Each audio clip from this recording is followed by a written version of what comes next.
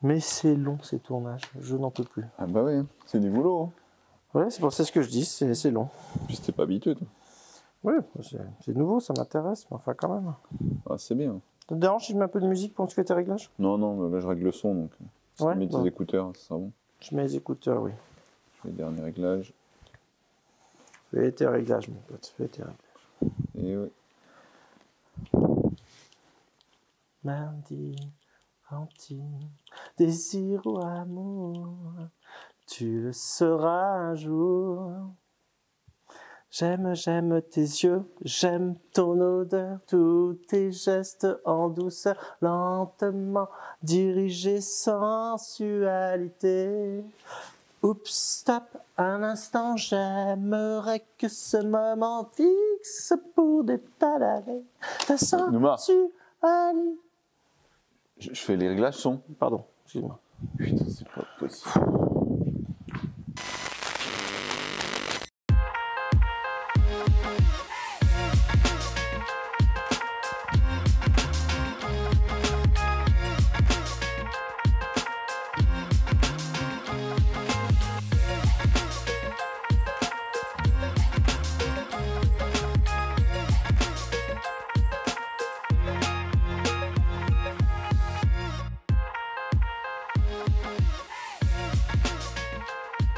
Bonjour à tous et bienvenue dans ce nouveau Savage Talk Show. Une émission bien balnéaire, bien estivale, j'aime bien. Parce que là, ça sent l'été, on va parler de pêche du thon. Effectivement, c'est une pêche qu'on associe traditionnellement à l'été, mais je pense que ça vient aussi du fait de l'activité touristique. On se rapproche tous des côtes pendant l'été et on se dit, tiens, on va prendre une journée de guidage pour essayer de faire un thon. Et j'ai la chance d'avoir avec moi trois grands spécialistes du thon qui sont en plus répartis sur la carte de France. Bretagne Nord, donc mon ami Enogat Gélardon, guide de pêche professionnel. Benjamin Jacot, non moins ami et non moins guide de pêche professionnel, mais du côté, j'allais dire de Istres, ça a devenu un running gag un peu lassant peut-être au bout d'un moment. Non, c'est rigolo. Non, à l'embouchure, vers l'embouchure du Rhône, donc en Méditerranée. Et mon ami Julien Fessot, enfin ami devant la caméra, mais collaborateur le reste du temps, voilà, qui est du côté de Royan. Donc, on a du monde de partout. On va pouvoir parler de pêche du thon. Alors, tout de suite, on va parler de la réglementation, parce que même pour moi, c'est pas toujours clair. Enogat, si tu veux nous faire un petit récap de ce qu'on peut faire et pas faire. Donc, la pêche du thon rouge nécessite des autorisations de pêche, qu'elles soient délivrées soit en no-kill, soit en kill. Donc, pour les autorisations de no-kill, il suffit simplement de remplir un document CERFA disponible sur le site de la DDTM, qui est une autorisation qui est délivrée chaque année sur une période de pêche donnée. Et en ce qui concerne le kill, là, il faut adhérer à des fédérations qui, elles, ont des quotas et donc distribuent des bagues à ses adhérents pour pouvoir prélever un poisson.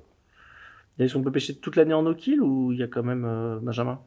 Alors, il y a une période de pêche en no-kill qui est définie, qui s'étend du 1er juin au 15 novembre. D'accord. Okay. Et qui matche bien quand même avec la présence des thons ou... Pas forcément, puisque en tout cas chez nous, le mois de juin, c'est une période qui va plutôt correspondre à la période de migration pour la reproduction. D'accord. Donc c'est un peu, voilà, c'est un peu bizarre. Ouais. Ça ouvre en période de reproduction. Ok. Voilà. Bon, cela dit, tout ça a permis quand même aux populations. Alors, en plus, on parle de thon, mais on parle de thon rouge ou c'est valable aussi pour le thon blanc? Alors pour le thon blanc, du coup, t'as pas de réglementation à proprement parler, et ceux qui vont au thon blanc peuvent ramener leur thon blanc, voilà, sans avoir pas de protection particulière. Donc là, on parle vraiment de thon rouge. De toute façon, c'est ceux qui nous intéressent pour la pêche sportive, hein, faut dire la vérité. Plus gros, plus puissant. Ouais, mais alors, donc tout ça, ça a été fait quand même pour que les populations reviennent. Et le moins qu'on puisse dire, c'est qu'elles reviennent bien.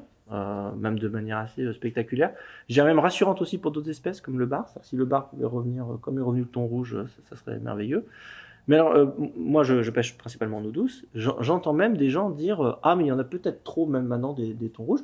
Et c'est vrai qu'on les voit se rapprocher de plus en plus près des côtes et on voit de plus en plus de chasse. Mes amis Salim et Clément, on en touche du bord quand ils pêchent en short jigging à Marseille et tout ça. Alors, mythe ou réalité, cette surpopulation de thonidés? Je pense que dans un premier temps, c'est qu'on n'était plus habitué à les voir. Donc maintenant, on voit des chasses de plus en plus proches de la côte, en quantité phénoménale. Mais il faut bien savoir que là, les populations sont estimées qu'à un rétablissement que 30% seulement. 30%. Donc on pourrait multiplier par 3. Exactement, les populations actuelles pour retrouver ce qu'on avait à la base. D'accord, donc en fait, le bait de fish n'est pas menacé actuellement par le thon. En plus, de toute façon, j'imagine que les populations de prédateurs sont dimensionnées à celui du bait de fish. Bien sûr. Il peut pas y avoir un au-delà, enfin une surdensité de prédateurs Il y a une corrélation directe entre la quantité de bait de fish, de fourrage, et les prédateurs. Et ça, tout ça s'équilibre. Alors après, dessus, il y a l'impact humain qui vient du coup mettre un petit peu le bazar là-dedans. Mais c'est que nous aussi, on les pêche les bait de fish. Voilà, et on va pêcher les bait de fish et on va aussi pêcher les prédateurs. Et toute la difficulté, c'est de réussir à équilibrer les prélèvements sur les deux populations pour que tout ça se tienne. Mais naturellement, les populations s'équilibreraient. Alors c'est vrai qu'on dit il y a trop de thon, on voit moins de dorades, etc. Alors après, il y a peut-être aussi un changement de comportement de ces différents poissons puisque revient des prédateurs.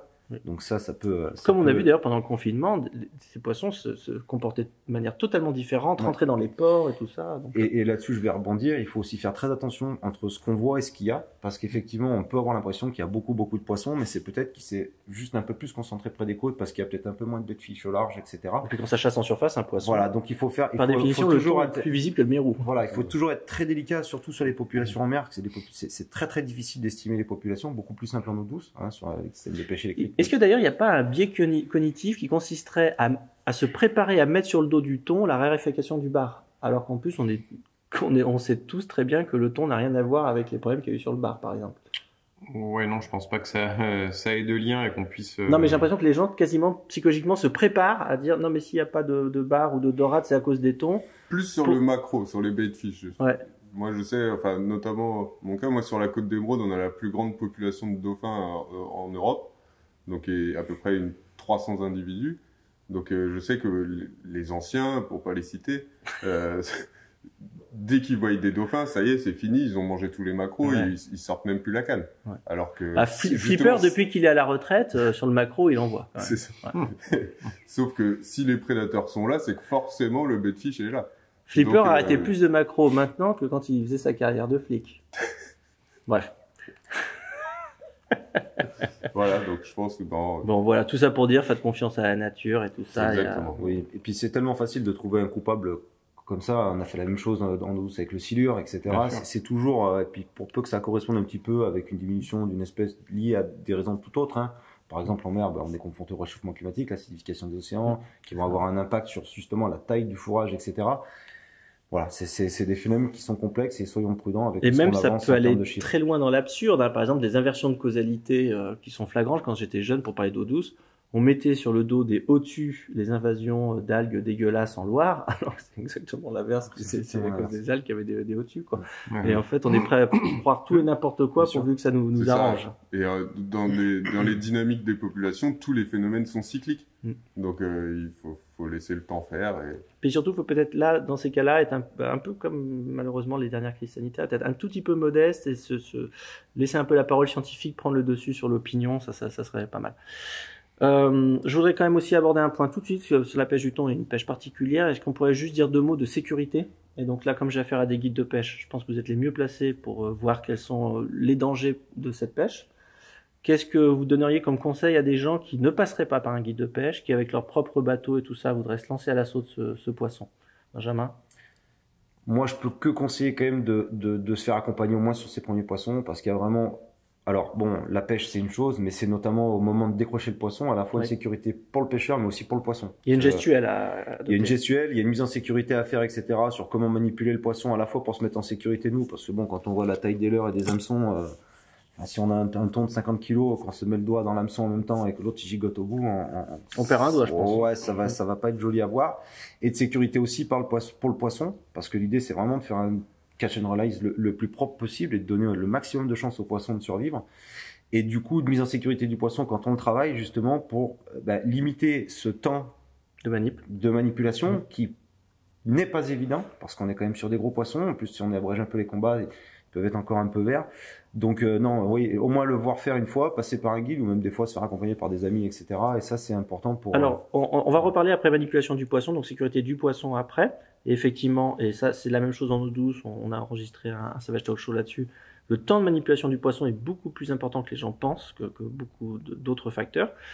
Mais pour l'instant, pour rester à la sécurité humaine, Julien, toi, qu'est-ce que tu as repéré qui pourraient être les erreurs les plus flagrantes des gens sur ton bateau? Alors, tu parles du coup en action de pêche? Ouais, tout ce qui a un rapport avec la pêche du thon. qui ferait la différence avec d'autres pêches qu'on connaît, la dorade, le bar, ce que tu veux? Déjà, c'est des poissons qui sont très très puissants et combatifs. Donc, le pêcheur n'a pas le droit à l'erreur.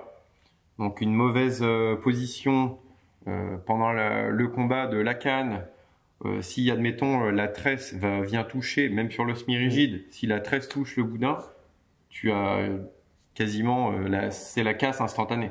Mais ça, à la limite, ça touche pas à la sécurité humaine. Non. Pour essayer de rester dans mon sujet. Forcément. Finalement, c'est rassurant. Ça veut dire que c'est finalement une pêche qui est pas très dangereuse, à part peut-être la taille des hameçons. Il faut faire très attention parce qu'il y a une chose qui rentre vraiment en compte dans cette pêche, c'est que c'est une pêche qui est visuelle, qui est très riche en adrénaline et où les pêcheurs perdent leurs moyens. Bah moi, ce que je vois tout de suite, c'est le mec qui lance ça derrière. Oui. Mais moi, je sais que je commence tous mes guidages par un brief de sécurité. Les gars, ils ont pas le droit. Je positionne le bateau de sorte à ce qu'ils lancent tous en sécurité. C'est toi qui donnes le top, j'imagine. Je donne le top. Bon, après, avec le temps, etc. Mais au début, on est vraiment obligé de canaliser les gars parce que quand vous avez des poissons de 40, 50 kilos qui sautent en fond sur un bateau, le risque, c'est le mec super excité. On fonce dessus en bateau. Les mecs, ils sont comme ça. Ils en ont rêvé pendant des nuits parce que c'est vraiment un poisson qui fait rêver. C'est un poisson qui est fantasmatique. Ils arrivent, ils sont comme ça, et là, il y en a qui pètent vraiment des plombs, ça peut être vraiment dangereux parce que ça siffle, on baisse la tête, parfois on baisse la tête. Puis c'est des hameçons comme des hameçons, oui, là, donc non, il faut vraiment se mettre en sécurité, voilà, on y va calme, les leurres derrière, on jette par-dessus la tête, le pendulaire du carpiste, j'adore les carpistes. Pendulaire par-dessus la tête, ça met tout le monde en sécurité, ça c'est vraiment important. D'ailleurs, j'ai des amis carpistes qui étaient partis pêcher le thon rouge, et qui avaient dit au guide, non mais vous rassurez-vous, nous on est habitués aux gros poissons. Et le guide avait éclaté de rire.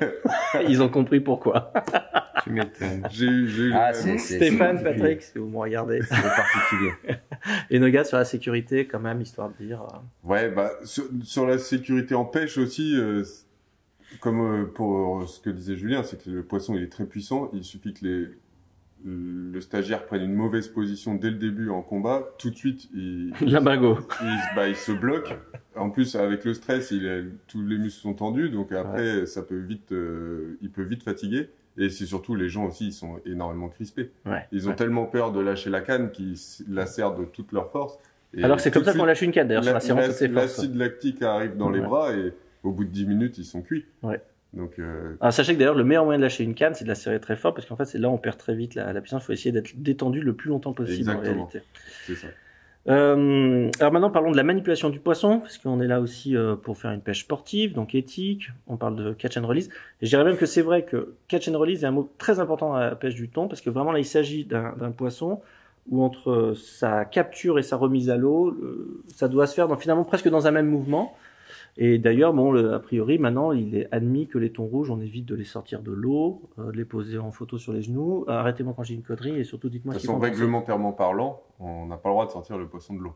Il doit rester dans l'eau. Mais ça a l'air d'être une bonne chose, je veux dire, d'un point de vue éthique. Il y a des fois, d'un point de vue éthique, c'est pas gênant, les gens peuvent outrepasser un peu la règle. C'est un peu ça le principe du no-kill. Parce que le no-kill, c'est quoi? C'est aussi s'imposer des contraintes supplémentaires, mais ça peut aussi aller dans l'autre sens. On peut s'autoriser des trucs parce qu'on pêche en no-kill. Mais là, la réglementation match avec l'éthique, j'ai envie de dire.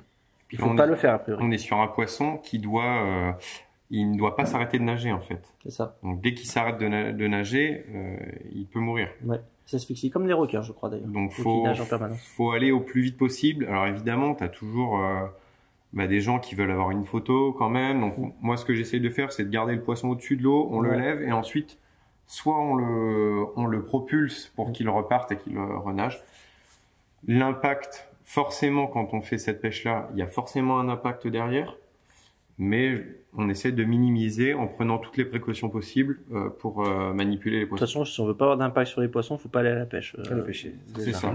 Mais alors, est-ce qu'on est d'accord que la meilleure manip, c'est quand même... Alors, est-ce que c'est quoi? C'est le lip grip pour le tenir le long du flanc du bateau le temps qu'on le décroche? C'est quoi le délire Ça, c'est très bien pour la réanimation. Les poissons sur des combats qui ont un petit peu duré. Alors, il faut savoir que la durée des combats, ça va faciliter après la remise à l'eau du poisson, puisqu'en fait, c'est des poissons qui vont faire de l'acide lactique et c'est comme nous, si on nage avec une crampe, un poisson, ça se noie. Alors, ça peut paraître bête, mais un poisson, ça se noie. Et du coup, le fish grip, il va permettre justement, vitesse enclenchée, de remettre le poisson dans le sens de la marche, de laisser son oxygène repartir un petit peu. Ce qui est important, je pense, c'est de sortir le minimum les poissons d'eau, de les décrocher dans l'eau. En faisant comme ceci, on va fortement diminuer le stress chez le poisson, et le stress, c'est une des très grosses causes de mortalité chez les poissons. Et Agathe ? Donc, bah, moi, déjà, les poissons, on peut pas les sortir de l'eau, parce qu'ils trop sont gros. trop gros. Oui. Donc, Parce que lui, il tout- pêche pas des poissons, il pêche des commodes. Voilà, des commodes, des tout- machines à tout laver. reste dans l'eau, le long du bateau, donc à la pince, bien sûr. Ouais. Et en plus, bah, on laisse le bateau en prise en permanence pour pouvoir qu'il y ait un flux d'eau en permanence dans les branchies du poisson qui reste oxygéné. Et dès l'instant qu'on a fait les photos rapidement, on relâche le poisson et puis il repart aussitôt. Non, mais c'est là que ce qui est intéressant, c'est que c'est quand même des poissons qui sont très gros, donc on peut s'imaginer que c'est des véritables bêtes, donc très résistants. Mais en fait, non, ça reste des poissons assez Ah oui, fragiles, c'est qui ont leurs fragile. propres contraintes biologiques. On va parler de la pêche maintenant, quand même, à proprement parler. Alors, donc là, ce que vous avez commencé à comprendre, ce qui est intéressant dans cette discussion, c'est que comme ils sont situés tous les trois à trois coins de la France, la taille des poissons n'est pas exactement la même si Julien et Benjamin ont des tailles à peu près similaires, je pense, assez proches. Pas en moyenne, parce que ça veut rien dire, mais quelle est la fenêtre de poids que tes clients prennent? Nous, ça peut aller de 15 à 100 kilos. 15 à On 100. va dire. On a une taille moyenne qui va se situer aux alentours des 30-40 kilos. Oh, c'est la meilleure taille pour la pêche, moi, je trouve. Ouais. Et Bah, toi moi, c'est un peu la même. Hein. Du coup, on a Bah ouais, souvent bien sûr, comme en par début de- hasard. en début de saison des poissons plus petits qui arrivent, donc 15, 25, et tu as des poissons de 30, 40 kilos également.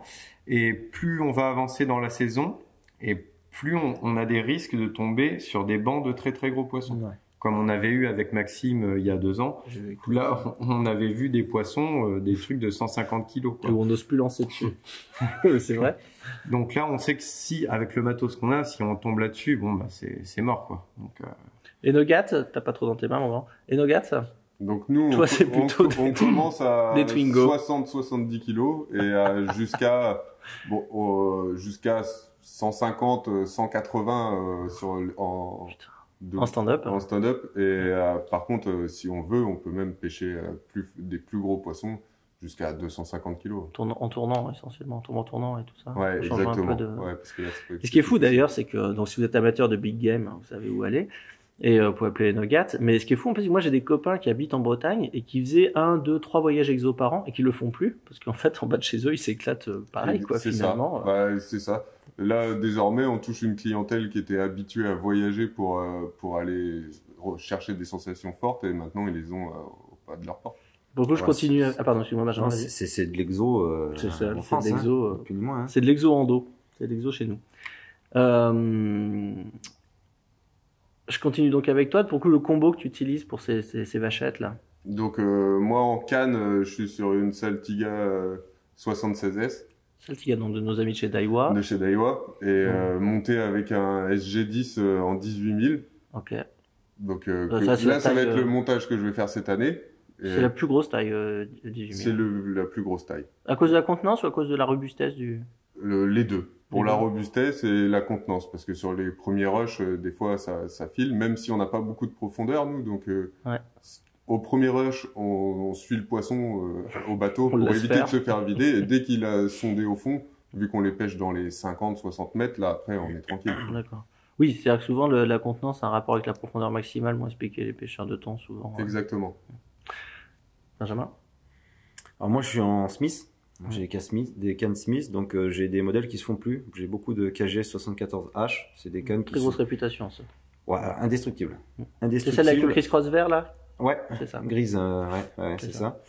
Et donc c'est des cannes qui sont assez light, hein, parce que je crois qu'elles sont annoncées en 40 livres, 2,25 m. Et après j'ai de la Cause Expédition et de la GTK 80, voilà. qui a Et 60 là-dessus, livres. tu mets quoi comme moulinet? Et ben là-dessus, j'ai pêché l'année dernière avec. Alors, avant, au début, j'étais en peine. Ouais. Et maintenant, je suis sur les SGS. Alors, j'ai pêché l'année dernière avec le SGS 8 en 10 000. Et qui fait très très bien le job. Après, Ouais, puis en des plus, monnaies plus haut de c'était gamme, c'était là, un peu c'était le là, crash Saltiga, test, parce mais, que, comme tu nous expliquais, t'es pas un fou Pas vraiment. de l'entretien des moulinets. Pas De toute façon, vraiment. t'as pas le temps sur une saison de Bah, pêche. le truc, c'est que voilà, on est sur l'eau tous les jours. Les moulinets, ils vont passer dans les mains de tout le monde, etc. Enfin, le soir, on rentre. Enfin, plus j'ai de la route, etc.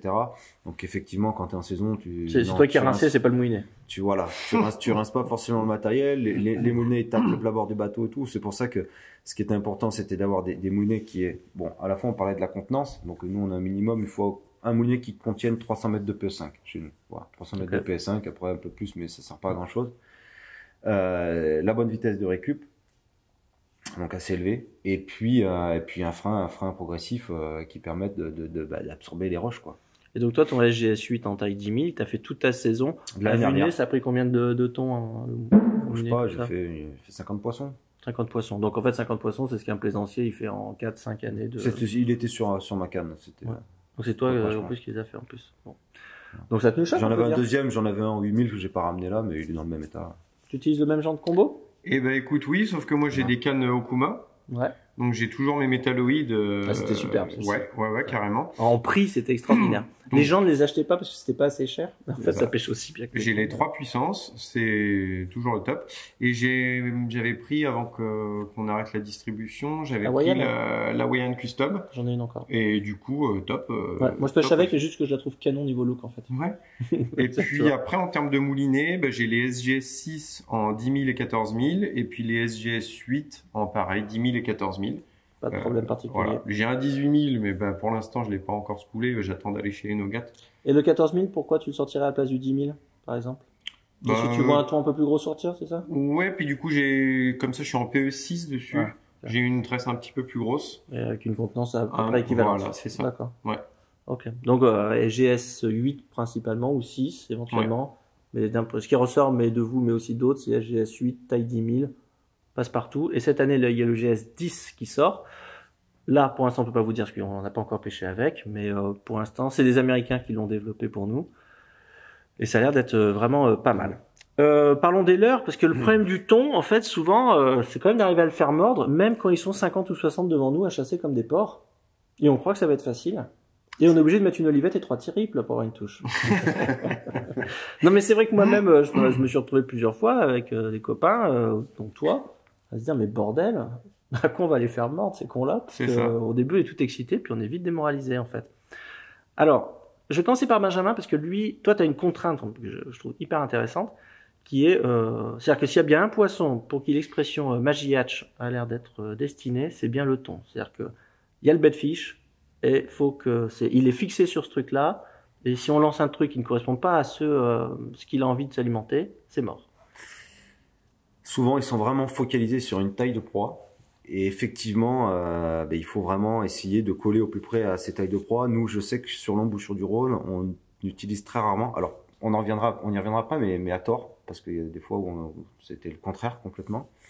Mais voilà, on va utiliser rarement des leurres de plus de 12 cm, quoi. C'est vraiment le maximum. Mais ça, c'est une vraie contrainte, parce qu'une canne un peu forte, une tresse un peu épaisse. C'est toute la difficulté, c'est d'avoir un leurre suffisamment dense et petit, mais qui soit pêchant aussi, et qui arrive à coller et à réussir à lancer des tout petits leurres sur ces chasses. C'est toute la contrainte. Tu nous donnes un exemple sur la table? On commence à avoir chez Savage quand même une belle collection. Alors là, il va sortir un nouveau leurre, celui-ci là, qui me fait. Toi, tu crois fort à celui-ci? Ouais, celui-ci j'y crois vraiment fort parce que bon, on est sur un leurre qui fait moins de 10 cm. Alors je peux pas pêcher avec, hein, c'est une nouveauté, hein, ça va sortir. C'est une déclinaison des Gravity. Je l'ai pas eu en test avant, j'ai pas eu cette chance-là. Petit message personnel. Non. Personnel. Non. Donc on est sur un petit leurre, ça va faire 33 grammes. 30 grammes, c'est vraiment le minimum pour que ça parte. Voilà, donc avec le vent dans le dos. Après, moi, par contre, j'ai utilisé, et j'ai eu la chance de l'essayer un petit peu avant, c'est le comment il s'appelle? Le Cast Hacker. Là, on est sur 13 cm, 93 grammes. Ouais.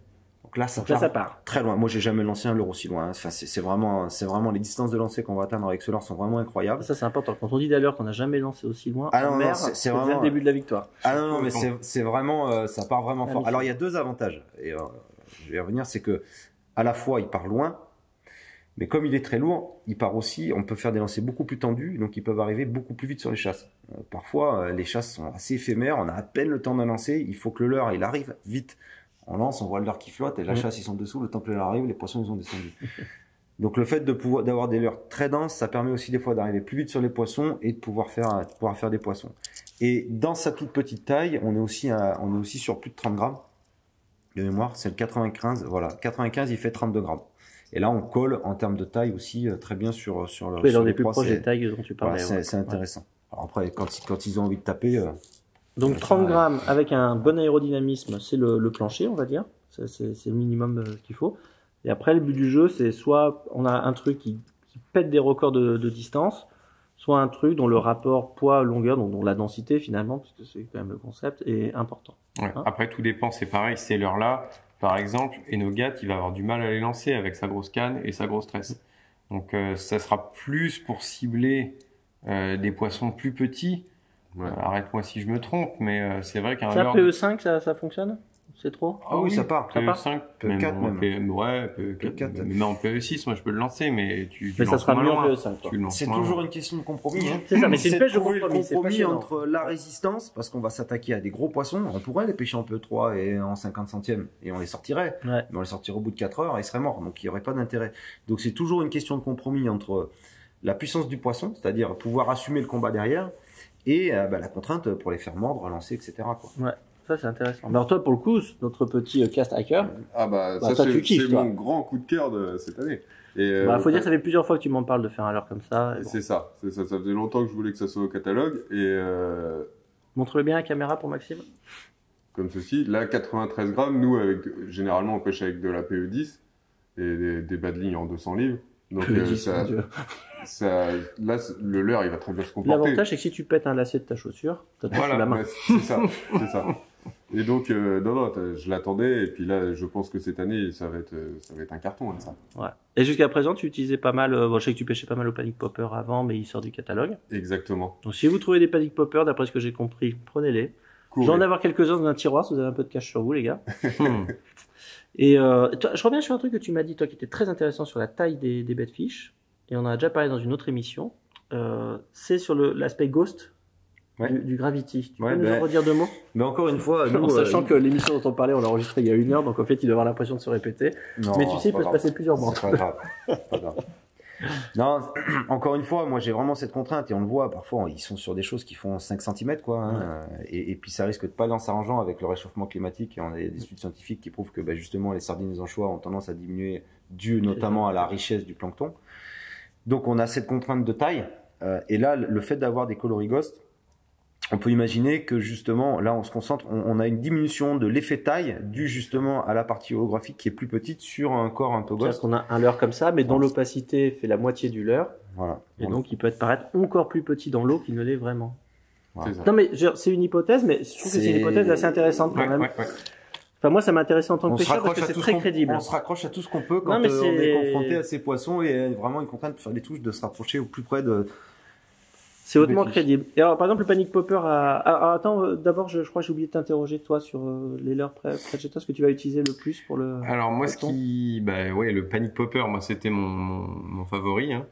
Et sinon le Max Stick, Ah ouais. c'est aussi un des leurres qui a beaucoup fonctionné. Alors, d'abord, le mastic, parce que là, ça ressemble à un jerk, mais ça peut être autre chose. C'est quoi, alors? Bah c'est un stick coulant, mais il reste vraiment juste sous la couche d'eau. Ouais. Il navigue vraiment juste sous la surface et on peut le ramener tout doucement. D'accord. Ok. Donc il se ramène tout doucement, un peu en walking the dog. Ouais. Mais souvent, ce genre de leurre, c'est souvent ce qu'on appelle des silhouette baits. C'est fait, en fait, pour que les poissons qui se trouvent dessous se disent, si je me déplace, je peux pas le rater, parce qu'il est lent et il se voit bien. Ouais. Donc, Ouais. c'est sans doute un Et peu... puis, ce truc-là. il est distribué en 2 versions. En une version sinking et une version flottante. Ah, en plus, voilà. Ok. Une version à bavette aussi. Et les nouveaux coloris, Le bug. qui sont sortis l'année dernière, je trouve, sont vraiment superbes. Ouais, ça, bah là, il est beau, ce petit... macro. Hein. Ah ouais, il existe aussi en version verte pour nos eaux. Et donc ça, émeraudes. c'est les anciens coloris du coup. Je peux dire quelque chose sur ce leurre. J'ai cru remarquer en discutant avec des pêcheurs, mais pas simplement autour de ce leurre-là. En fin de saison, surtout vers chez toi, là, et les bancs sont moins concentrés, il y a plus de gros poissons solitaires. C'est ça. Et la tendance, et on en vend de plus en plus pour ça chez les spécialistes du thon, c'est d'utiliser ces leurres, un petit peu on pêche l'eau, c'est-à-dire qu'on pêche plus les chasses, mais évidemment dans les secteurs où on a repéré des thons, et ça a tendance à déplacer ces gros poissons solitaires et créer des touches complètement inattendues de poissons qu'on n'aurait pas pris auparavant. Je sais pas si tu confirmes. Ouais, bah oui, c'est ça. Ouais. Nous, on a fait des poissons sur des chasses éteintes. Mm. Justement. C'est une belle expression, ça, chasse éteinte, j'aime bien ça. Une fois que la chasse s'est éteinte, qu'il n'y a plus d'activité, hop, tu ramènes ton max stick sous la surface et tu fais remonter les poissons justement de plusieurs dizaines de mètres. C'est ce qu'on disait précédemment, c'est qu'en fait ça les convainc de remonter, alors que c'est peut-être pas évident avec une autre petite proie qui est un peu comme ça, qui virevolte. Mais effectivement, plusieurs personnes m'ont dit, et par exemple, je sais qu'il y a un mec qui est très fort pour ça, c'est Laurent Condou, sur le bassin d'Arcachon. Il a fait beaucoup de très beaux poissons avec ce genre de leurre comme ça. en les utilisant, en pêchant quasiment l'eau. Et ça déplace ces gros poissons qu'on voit parfois sauter tout seul. Et quand tu pêches comme ça, faut faire des animations très très lentes avec des très grosses pauses. Ouais. Des pauses de 5 à 10 secondes. Donc ça, faut arriver à convaincre les stagiaires. Et même au popper. Hein. Ouais, alors en eau douce, les mecs sont habitués à faire des pauses, mais en mer, c'est vrai que... Ah bah c'est plus compliqué, surtout sur ces poissons qui se déplacent si rapidement, tu te dis mais non. Là, c'est contre-intuitif à mort. Ouais. Et en fait, si, ça fonctionne très bien. Ce genre de leurre... Eh ben, je vais t'étonner, parce que je parlais que de petits leurres. Et effectivement, c'est un leurre qu'on va utiliser, que je vais utiliser. Alors, soit des fois pour aller à l'inverse, quand vraiment on n'arrive pas à coller et déclencher, quand ils sont vraiment sur du petit, eh ben, on va envoyer quelque chose de plus gros. Et plus particulièrement, plutôt sur la fin de saison, quand on a les tonings qui commencent à rentrer un petit peu là sur le golfe. Et où justement ils vont chasser un petit peu au milieu ils vont chasser avec les bonites. Alors souvent en fait les bonites chassent et eux ils sont dessous et ils tapent dans les bonites. Et quand on fait des bonites, on se les fait becter. Et là justement on va partir sur des leurres plus gros et on arrive à déclencher des poissons sur ces gros leurres. Et finalement c'est toujours un peu l'idée de copier le bedfish, sauf que le bedfish maintenant c'est les bonites elles-mêmes. Ouais. Ah mais ça c'est hyper intéressant. Ouais. Donc du coup voilà. Donc et puis des fois quand ils sont sur du petit qu'on n'arrive pas à les déclencher, on essaye de coller casting jig etc. On peut un peu tout essayer pour lancer petit. Et ben des fois on tente d'aller à l'inverse de la tendance pour justement se démarquer vraiment de ce qui se passe et déclencher un poisson et le faire briller un petit peu. Et tu sais il y a un autre exemple de symbiose comme ça qui tourne mal, c'est les gens qui pêchent les flétans. Par exemple chez Savage Gear il y avait un coloris Jean Fou de bassin. Parce qu'en fait, donc symbiose, les flétans font remonter le bedfish, les oiseaux permettent au bedfish de rester finalement un peu sous la surface, mais à la fin, les flétans, ils s'attaquent directement aux oiseaux. Et donc c'est pour ça qu'il y a des coloris. Donc chez Savage, à l'image du caneton en eau douce, on aura bientôt une sterne en fait. C'est des exemples de symbiose qui tournent au massacre. Je vais montrer une dernière chose qui est intéressante sur ce leurre, c'est le double anneau brisé. Ouais.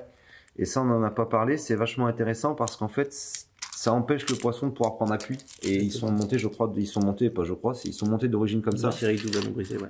Et moi, c'est quelque chose que je fais, par exemple, sur les leurres qu'on utilise avec un seul armement arrière. Quasiment systématiquement, je mets un deuxième anneau brisé pour limiter la décroche. C'est vrai, en plus, ça, c'est un système, par exemple, qui est très utilisé. Moi, je l'ai utilisé en eau douce pour pêcher le dorado. Mais il y a des gens qui l'utilisent pour le tarpon. C'est-à-dire tous les poissons qui ont des gueules très dures, avec de l'absence de chair, comme ça, ça diminue drastiquement le taux de décrochage. Réellement, pour de vrai. Donc très bonne remarque aussi. Toi le Smack Stick, le Stickmac, Maxstick. Moi les poissons sont régulièrement sur des macros, donc c'est la proie parfaite. Hein, donc quand ça colle avec la proie, c'est un leurre qui est redoutable. Ouais. Et c'est marrant parce que ça a mis. Faut dire que la pêche du thon, comme elle recommence en France, il y a aussi tout un réapprentissage de la pêche du thon. Bien et sûr. comme toutes les nouvelles pêches, au début il y a un leurre, tout le monde croit qu'il ne mordra toujours qu'à ce leurre-là. Puis après, finalement, on se rend compte qu'il y a plusieurs leurres. Puis en fait, on se rend compte qu'il y a plusieurs approches et machin. Et là, on est dans une phase passionnante où les mecs commencent à se spécialiser. C'est ça. Nous, en Bretagne Nord, 90% des gars, ils pêchent quasiment qu'au popper. Ouais. Moi, à force, au fil de la saison, tu commences à en avoir marre de popper. Et j'ai fait autant de touches avec des sticks qu'avec des coulants. C'est pareil. Donc, faut pas hésiter à varier. Comme sur les autres espèces. Je vois qu'il y a Catherine qui me fait signe. Oui, Catherine. Ah, c'est pour toi. Il faut que tu passes au secrétariat pour remplir les fiches de sponsoring. Désolé. On t'attend. À tout à l'heure, les gars. À tout de suite. Profitez-en pour faire pisser le chien.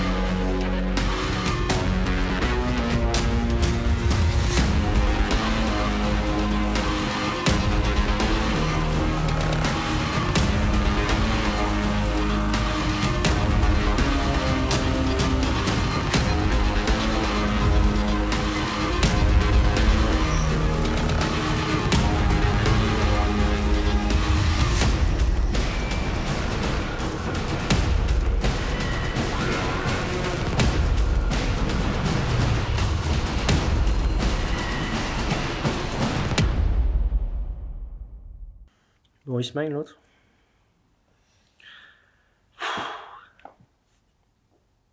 Qu'est-ce qu'elle prend, la secrétaire?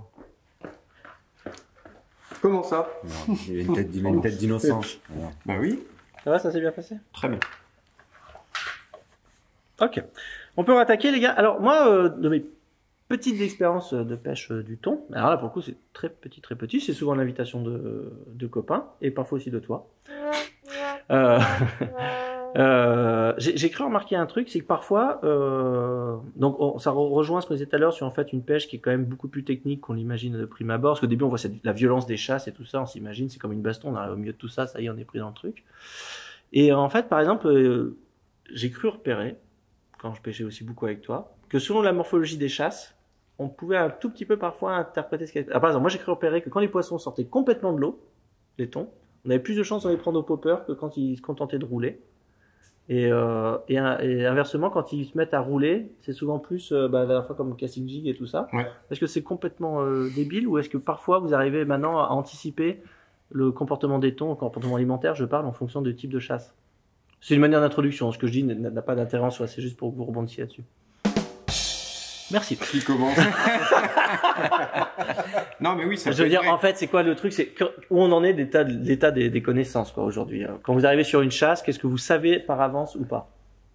Bah, non, Ça reste imprévisible. Ça va tellement vite. Alors après, ce qui est important, c'est de voir le mouvement de la chasse, comment elle se déplace, Voilà. pour pouvoir anticiper. Donc, bah, déjà sur le positionnement du bateau Où est-ce qu'on lance quand on arrive sur et une où chasse? est-ce qu'on lance. Voilà. Quand, On lance plutôt dans vers les poissons de tête au début de la chasse ou Après, est-ce nous, que- en tant que guide, moi, c'est souvent, t'as plusieurs pêcheurs quand même, donc t'as Essayez déjà de tomber dans la t'as chasse, ce sera pas mal. jusqu'à 4 pêcheurs sur le bateau, donc l'essentiel, c'est de bien placer son bateau pour que tout le monde puisse lancer. Mais idéalement, dessus. quand on arrive dans une chasse, on lance où dans la chasse? Parce qu'une chasse, Moi- elle a un mouvement, elle a une direction. Exactement. Donc, moi, quand on voit les chasses se déclencher, déjà, j'oriente le bateau de manière à ce que, d'anticiper la dérive de la chasse. Et Ok. d'où est-ce qu'elle va aller se projeter. Non, mais déjà, c'est Et important donc, parce qu'on imagine toujours la pour chasse que comme un les truc premiers statique. leurres, pour que les premiers leurres aillent juste devant les premiers poissons qui marsouinent. Ouais. Et forcément, nous, on a souvent du vent. Donc, j'essaye toujours de placer le bateau dos au vent pour qu'on n'ait pas à forcer le lancer et que les leurres partent bien.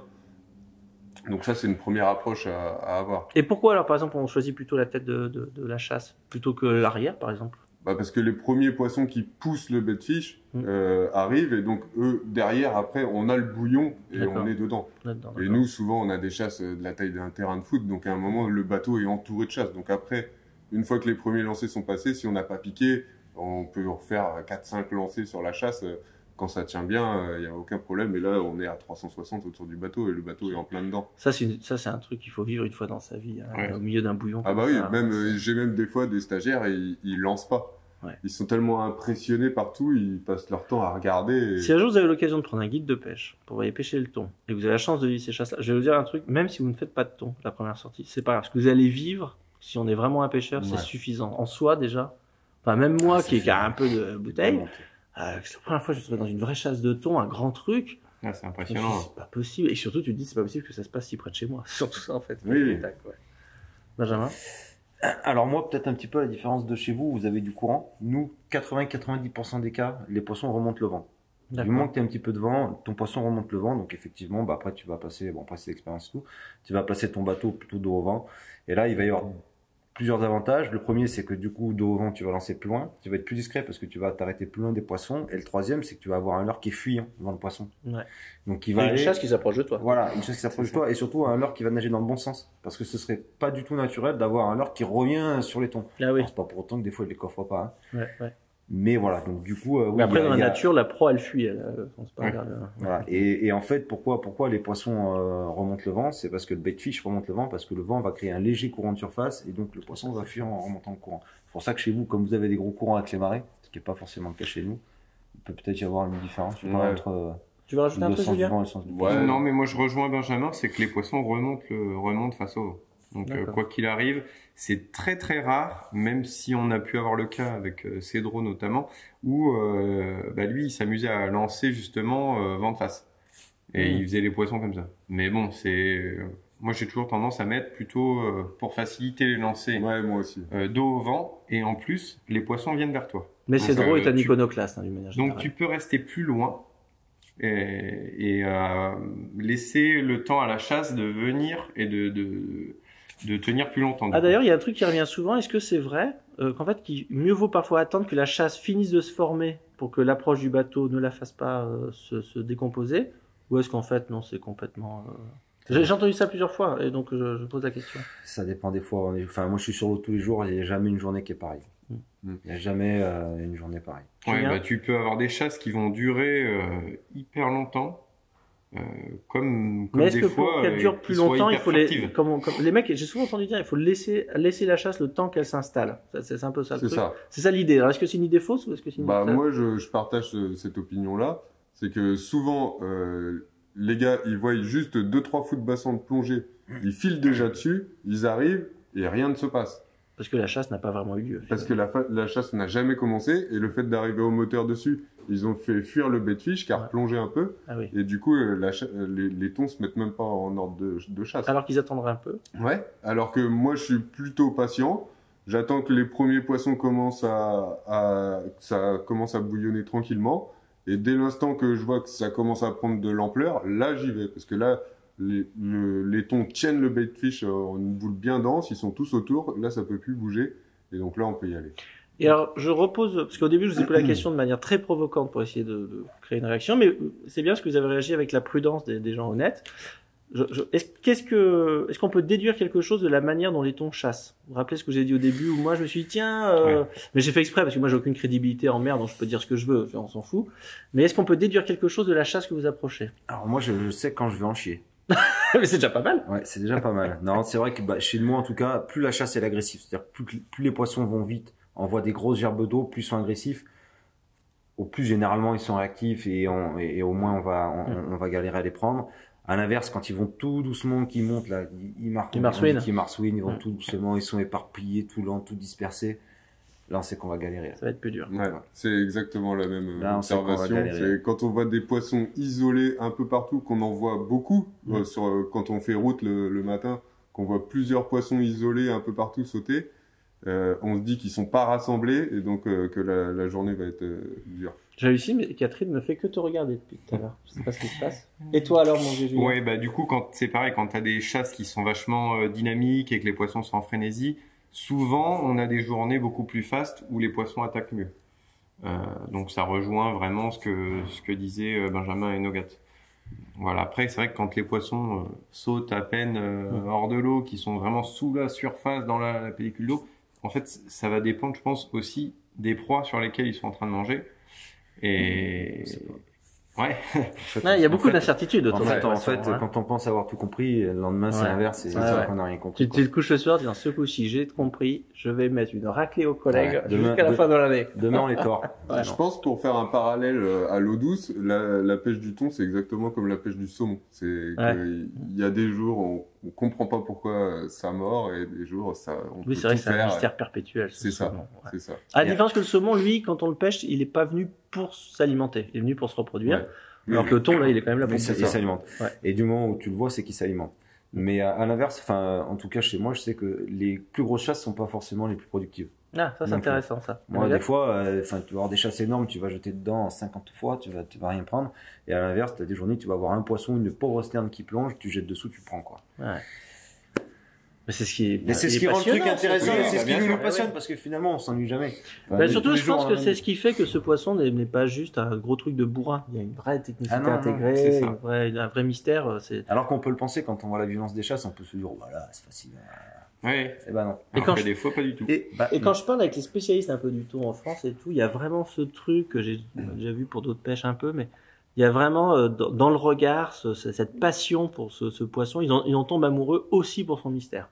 Hein, c'est vraiment le poisson qui est le véhicule du mystère Ouais, actuellement. complètement. C'est-à-dire que les pêcheurs de bar, c'est des gens qui, un peu comme les pêcheurs de brochet, ils connaissent la règle, ils connaissent les exceptions, ils savent ce qui va se passer, ils savent grosso modo pourquoi ils sont capots, ils savent pourquoi ils ont pris du poisson, en gros, quand c'est un bon piker.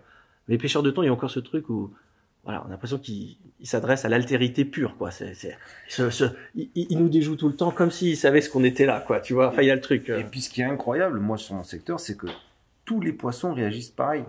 entre guillemets. C'est-à-dire que tu te dis, au bout d'un moment, il y en a un qui va péter un plomb, qui va vriller, il va t'attaquer parce qu'il va réagir individuellement à ce que tu lui présentes. Rien du tout.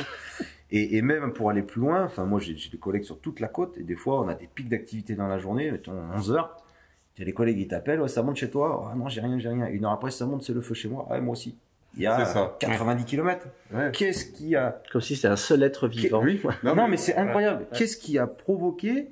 Parce que c'est forcément, il y a forcément quelque chose qui va déclencher le poisson dans le milieu, dans les poissons. Après, j'ai remarqué que la luminosité était un facteur aussi de déclenchement. Il y a des niveaux de luminosité ou d'angle. Après, déjà en mer, il y a tellement de paramètres. Ouais, alors déjà, tu as les marées, les courants, les vents, le vent, la lune, bon. Mais en plus, je pense qu'il y a des facteurs qu'on ne maîtrise pas non plus, parce que Radioton, tout le monde connaît que c'est une des radios qui marche le mieux. Tout le monde s'appelle tous les jours pour savoir si ça a pris, s'il y avait de l'activité, ainsi de suite. Et il y a des jours où tout le monde pensait que ça allait être carnage au vu des conditions météo bonnes ou qu'on pensait bonnes. Et personne n'a rien fait. Les planètes sont alignées. Ah non. Et sur toute la côte. Et par contre, les jours où c'est folie sur partout. C'est ça qui est fou. Alors juste maintenant, parce que tout à l'heure on a beaucoup parlé l'heure, et on a parlé l'heure dure. L'heure souple, jamais? Ah bah si, aussi, ouais. Ah, merci. Vas-y. Bah écoute, moi l'heure souple, j'ai pas mal pêché avec donc les têtes sandil. Et en mettant un petit un sandil derrière. Voilà, ça, l'avantage qu'on va avoir, c'est que on a un leurre qui travaille dès l'impact et il travaille à la descente. Ça permet d'avoir une animation différente de ce que les thons peuvent avoir l'habitude de voir. Donc souvent, tu lances dans la chasse, tu laisses descendre comme ça ligne tendue. Tu peux faire des choses différentes, c'est-à-dire que tu peux laisser descendre plus ou moins longtemps et ensuite tu ramènes soit en linéaire, soit en dents de scie. À la profondeur que tu as choisie. Voilà. Okay. Sous la surface, et puis tu fais. Est-ce que c'est le genre de leurre qu'on balancerait à la fin de la chasse quand ils redescendent pour essayer d'aller en chercher un dernier ou un truc comme ça? C'est ça, quand la chasse est plus ou moins en train de s'éteindre. Pour une fois, je dis pas une connerie. On va l'encadrer, on va le mettre dans le trailer, ça. Ouais. Du coup, nous aussi, on pêche de plus en plus au leurre souple, surtout en Bretagne Sud, mais en Bretagne Nord, en Cymie aussi. Et ça a largement fait ses preuves. Après, il faut réussir à trouver les bonnes têtes qui vont bien pour nos gros thons. Et ça, c'est plus compliqué parce que pour l'instant, sur le marché, il n'y a pas d'offre qui permet d'avoir des hameçons assez gros. Mais Benjamin, lui, a fait un montage qui est très intéressant et qui peut s'adapter justement pour nos pêches des gros thons en Bretagne Nord. C'est-à-dire qu'il utilise les têtes de sandil. Montre bien la caméra, qu'on puisse voir. Et où il coupe la hampe de l'hameçon principal. Et en fait, étant donné que dessous, on peut donc il y a un autre anneau un plein assist dessous, voilà. sur un anneau plein. Et du coup, on peut mettre un hameçon simple sous le leurre. Ou un triple. Et là, tu as mis deux anneaux brisés ou un seul? Là, j'ai mis 2 anneaux brisés pour rattraper l'angle, en fait, parce que là, c'est un single pour monter sur un leurre. C'est pour que le simple soit bien aligné avec le leurre. Mais généralement, je le monte en triple. Donc, l'hameçon d'origine, l'hameçon simple te sert juste de support pour le leurre souple, en fait. C'est ça? J'ai coupé la hanse. Tu as coupé la hanse, en fait, c'est juste pour tenir le leurre souple, en gros, quoi. Voilà. Il y a moins de risques.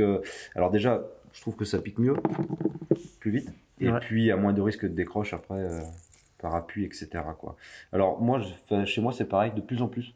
On pêche au leurre souple et les mecs commencent à pêcher un petit peu au leurre souple. Et moi, il y a aussi un moment où ça va être intéressant, c'est quand le Rhône charrie un peu là et qu'on a beaucoup d'eau douce en surface, bien trouble après les crues, où des fois on a juste 50 cm, 1 mètre d'eau trouble, mais trouble. C'est du lait, on ne voit pas à 10 cm. Les poissons chassent dedans, ça, il n'y a pas de problème, mais on les prend pas parce qu'en fait, ils voient pas les leurres. C'est quand même un poisson qui chasse à vue. Ouais. Et du coup, alors soit on arrive à trouver des zones où l'eau est un peu plus claire, et quelqu'un en fait le poisson. Soit il faut descendre un peu. Alors là, soit on laisse un peu descendre nos ordures, soit du coup, en passant sur du souple, on arrive à juste descendre en dessous on descend juste en dessous de la pellicule un peu trouble, et là, on se fait croquer parce qu'il le voit, quoi. Toi, dans quel contexte, les leurres souples? Nous, les leurres souples, c'est souvent parce qu'on pêche principalement au leurre dur, mais il y a des jours où ils en veulent pas, vraiment. Et donc là, on va passer sur du leurre souple. Je pense que c'est la vibration ou la taille du leurre qui déclenche les attaques. Mais de plus en plus, on passe au leurre souple. Ouais, ça permet de varier, parce que bon, mine de rien, Je pense que ces poissons, ils doivent aussi en voir. Hein. Et est-ce qu'ils sont pas, à force de cette nouvelle pression de pêche, est-ce qu'ils sont pas en train de devenir méfiants? Ça fait partie des mystères, un mystère ajouté au mystère du thon. C'est possible, hein. Mais après, c'est vrai que quand on imagine la quantité, ouais, on imagine mal. Mais parce que nous, ce qu'on voit souvent, c'est qu'en début de saison, quand ils arrivent chez nous, alors nous, c'est plus fin juillet, début août, quand ils arrivent, souvent, les poissons sont hyper mordeurs. Et dès que tu arrives un mois et demi après, sur septembre, les poissons sont beaucoup plus durs. Donc, est-ce qu'il n'y a pas... Est-ce qu'il pourrait y avoir une communication du stress à travers tous ces... C'est ça, pourquoi je pense, pas. ouais. Donc, est-ce que c'est pas Là, lié, ça devient très spéculatif comme conversation. Ça. Mais en tout cas, ce qui est intéressant, c'est de voir déjà ce questionnement existe. Parce qu'on pourrait envisager le thon comme juste un gros bourrin affamé. Et non, mais peut-être que c'est plus complexe que ça. Alors, on n'a pas la réponse, mais déjà les questions, c'est déjà pas mal. Avec l'approche du bateau, le bruit du moteur, etc. Est-ce que les poissons... De toute façon, ce qui est sûr, c'est que approche des bateaux au moteur, il semblerait quand même qu'au fil des ans, ça fait sonder les chasses. C'est un petit peu, il y a pas mal de mecs qui ont remarqué que peut-être c'est moins facile qu'avant, quoi. Enfin, les approches doivent être peut-être un peu plus subtiles. Tu as remarqué ça, toi, ou pas du tout? Ouais. Enfin, si, quand il y a beaucoup de bateaux sur zone, c'est toujours plus compliqué. Ouais. Toujours plus compliqué. Bah, c'est pas étonnant, faut dire que c'est un bruit quand même très identifiable pour le poisson. Ouais. Enfin, ça fait du bruit, hein, souvent. Hein. Bah, ça fait beaucoup de bruit. Alors, juste pour l'anecdote, moi, je les coupe encore. Tu les raccourcis? Je les raccourcis du coup. Toujours à cause de ton problème de bête fiche. On peut les monter, donc c'est très simple. Hein, et du coup, en fait, moi je les raccourcis. Quoi. D'accord. Ça, pour toujours. Déjà, tu lances plus loin, hein, certainement, ça fait moins un voile. Tu t'approches plus de la taille de ton bête fiche. Voilà, toujours la même contrainte de se rapprocher un petit peu, d'avoir des petites proies. Quoi. Et l'avantage de la tête plombée, c'est qu'elle reste lourde. Je crois qu'il monte jusqu'à 60 grammes cette tête plombée. 60 grammes pour le moment, exactement. Avec quand même des hameçons, des vrais hameçons costauds. Hein. T'as déjà ouvert les simples là-dessus ou pas? Non. Mais après, je les monte pas systématiquement comme ceci. Hein. Des fois, je rajoute le truc dessous. Ça dépend. Et enfin, parce que j'ai l'habitude des réseaux sociaux, la question des badlings va se poser. Qu'est-ce qu'on utilise en badling pour ce poisson? Ce qu'on vous a écouté tout à l'heure, les mecs ils ont enregistré, ils ont pris des notes, PE5, PE10, machin, bon, ça ils enregistrent bien. Et après, il faut mettre un badling avec le petit nœud FG entre les deux. Quel badling? Chez moi, 80 centièmes, 90 centièmes. En quel matériau? Alors, soit en shock leader nylon, soit en fluoro. Ça va dépendre. Classiquement, je pêche en fluoro parce que je fais beaucoup plus de poissons avec. On s'embête moins à changer, c'est plus résistant. Quand ils sont un peu durs et du coup, on va essayer de chercher un peu plus de souplesse, tout ça. Là, on va passer sur un shock leader. Un régénérateur, un truc comme ça. Voilà. Le régénérateur, il faut savoir qu'en fait, c'est un nylon, bêtement, mais qui subit un traitement spécial, qui lui apporte une certaine dureté. Mais il n'est pas non plus tout à fait aussi dur que le fluorocarbone, donc il a tendance à s'user plus vite aussi. Par contre, il a d'autres qualités si vous pêchez au popper, par exemple, c'est comme c'est un nylon, il flotte, alors que le fluorocarbone coule. Et puis il est un petit peu moins raide, comme il est plus souple, ça respecte mieux la nage de certains leurres, en particulier des leurres à bavette. Donc il faut connaître ça. Donc en gros, ce que tu nous dis, c'est bon, quand ça donne le fluorocarbone, ça permet de pas avoir changé de badling trop souvent. Ouais. Et quand ils sont plus durs, le régénérateur est un petit peu plus discret, donc ça peut fonctionner. Rappelle-moi les diamètres, j'ai oublié. Moi, 80-90 centièmes. 80-90. Et Nogat, toi avec tes commodes normandes là? Donc moi, je pêche avec du shock leader Varivas en 200 livres. 200 livres. C'est ça. Parce que on pêche uniquement sur chasse. Et donc, il y a une telle densité de poissons que quand on prend les poissons, tous les autres viennent frotter sur le badling. Si un jour vous embourbez en bagnole et que vous croisez Nogat, il peut vous sortir avec son badling. Et en plus, je mets à peu près une longueur de canne. Ouais. Parce que les poissons font jusqu'à 2,50 m, ce qu'on prend. Donc, et on voit bien que le mucus du thon est sur tout le badling. Le badling devient tout noir. Et tu as traversé tout le banc, en fait. C'est ça, mais c'est surtout quand ils sondent, du coup, le badling est Ah oui, parce que toi, tes thons, ils font déjà une longueur de canne. Bah oui. Je suis bête. Tout le badling est entièrement noir. Donc, à chaque poisson, on rechange tout. Ah ouais. Faut parce qu'il est devenu tout noir. De toute façon, il faut déjà 5 heures pour s'en remettre. Donc, tu as bien le temps de refaire un badling. Varivas 200 livres pour monsieur, et toi? Et moi du coup c'est régénérateur en 90 et 105 centièmes. Ah ouais. Donc je crois que le 105 il fait 115 livres. Donc on a déjà largement de quoi faire pour les poissons que j'ai sur le secteur. En plus le générateur est un peu plus élastique que le fluorocarbone. Alors moi contrairement à Enogat, je fais des badlings plus courts. Ouais. Et le fait d'avoir, comme le régénérateur est élastique, on gagne en élasticité même en ayant un badling qui est quand même un peu court. Parce que moi ce que j'aime pas c'est quand le nœud rentre dans les anneaux pour le lancer. Donc il rentre pas. Ah oui, tu lances juste avec 2 mètres et quelques de sortie. Ouais. D'accord. Incroyable. Ouais. Vivement qu'on Avec fasse un cet lancer été. carpiste, carpiste, ça va très très bien. Incroyable. Mm, Sachez que nous préparons d'ailleurs un film avec tous les intervenants de ce plateau sur la pêche du temps qu'on va tourner cet été. Si vous avez suivi cette émission jusqu'à la fin, eh bien vous mettez Régénérateur en commentaire et vous participerez automatiquement à un tirage au sort qui aura lieu une petite semaine avant le release du prochain Savage Talk Show. Je vous remercie de votre fidélité, je vous remercie pour les nombreux compliments et suggestions d'amélioration. On en tiendra compte. Merci, à bientôt et merci les amis. On se retrouve pour parler d'un autre sujet pour la pêche en mer. À bientôt. À À bientôt. bientôt. Bientôt.